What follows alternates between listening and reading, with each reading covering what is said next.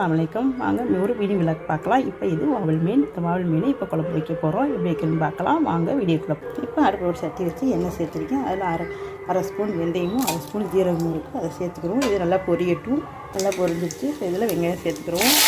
பெரிய கல்லாரி வெங்காயம் சேர்த்துட்டு இதே மாதிரி ஒரு சின்ன வெங்காயம் ஒரு பெரிய அளவு ஒரு 150 கிராம் சேர்த்துட்டா நல்லாயிருக்கும். இதில் கொத்தமல்லி சேர்த்துக்குவோம். இப்போ ரெண்டையும் சேர்த்து நல்லா வதக்கிட்டுக்குவோம். நல்லா வதங்கட்டும். இந்த நோம்பு திறக்கிற நேரம் வந்துச்சு இல்லையா, அதனால தான் ரேடியாக படிக்குது. எல்லா இதுலேயும் ஸ்பீக்கர் கட்டியிருக்கா, எல்லா பள்ளிவாசல்லையுமே. இப்போ வெங்காயத்தை நல்லா வதக்கிக்கிறோம். வெங்காயம் நல்லா வதங்கட்டும். வதங்கட்டி பார்க்கலாம். ஒரு தக்காளியை சேர்த்துக்கலாம். இப்போ ஒரு தக்காளி வச்சு சேர்த்து அந்த தக்காளியை இதை சேர்த்துக்கலாம்.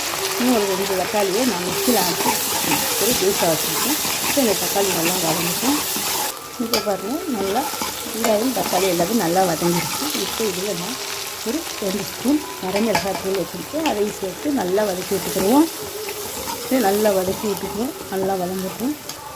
தக்காளி பேஸ்ட்டு 2 தக்காளி பேஸ்ட் பண்ணி வச்சுருக்கோம். அதையும் சேர்த்துக்கலாம். அதையும் சேர்த்து நல்லா வதக்கி விட்டுக்கலாம். நல்லா வதங்கணும். இது நல்லா வதங்கட்டும். இப்போ பாருங்கள், நல்லா வதங்கிடுச்சு. இப்போ இதில் நம்ம புளி தண்ணி சேர்த்துக்குவோம். நான் ஒரு பெரிய லெமன் சைஸ் புளி எடுத்து கரைச்சி வச்சுருக்கேன். அதை சேர்த்துக்கிடுவோம். உப்பு அதோடு சேர்த்துருக்கேன்.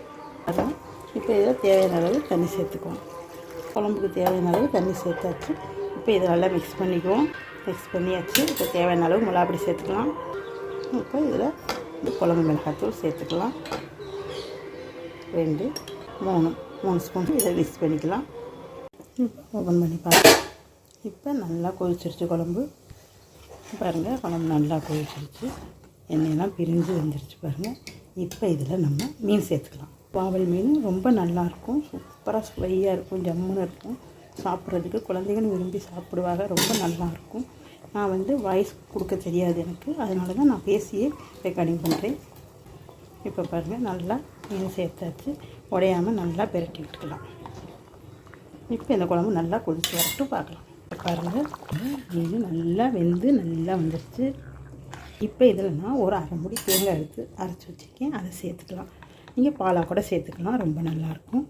நான் அரை மூடி தேங்காய் அரைச்சி வச்சுருக்கேன். அதை தான் சேர்த்துக்கிட்டேன். இப்போ இதை மிக்ஸ் பண்ணிக்கலாம். கொஞ்சமாக மிக்ஸியை அலசி தண்ணி சேர்த்துக்குவோம். பாருங்கள், தேங்காய் சேர்த்து தண்ணியும் சேர்த்தாச்சு. இப்போ இதை நல்லா மிக்ஸ் பண்ணிக்குவோம்.